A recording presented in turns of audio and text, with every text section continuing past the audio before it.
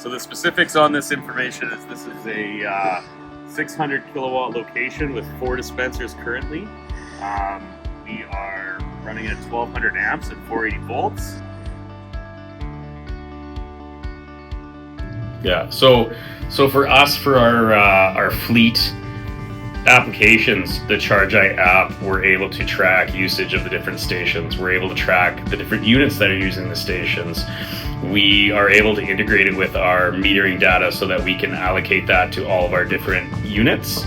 A really cool thing is that the ChargEye app will also allow us to limit the vehicles using our fleet charging, to allow our fleet to use them only, so that we don't have unauthorized users. We don't have, ours are fleet, so they're private.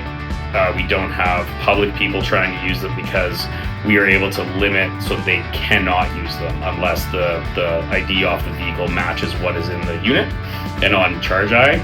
So that's a really great fleet application that we're doing.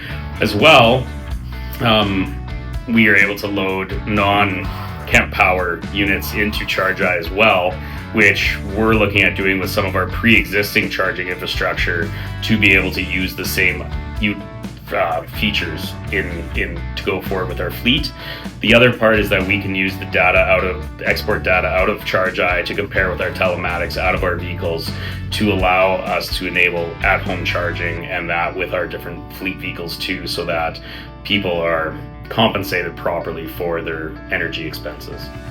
And also with us, we found, like, during construction setup, it was really easy. The setup process in ChargEye is really intuitive, and it's really easy. It walks you basically step by step through. For people like us that are always on the road, it's accessible from our cell phones. If I'm here in Alberta right now, but as you mentioned, I live in Nova Scotia and I can access ChargEye from my cell phone. If a customer's having a problem, dial into the unit. From a maintenance perspective, the fault codes are all listed there.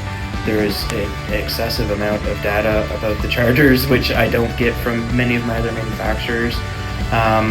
And you can even go back in charging history and see things like charging curves and power graphs, and you can see step by step, minute by minute, how the charging session was going and exactly what was happening with the charging unit when a fault occurred.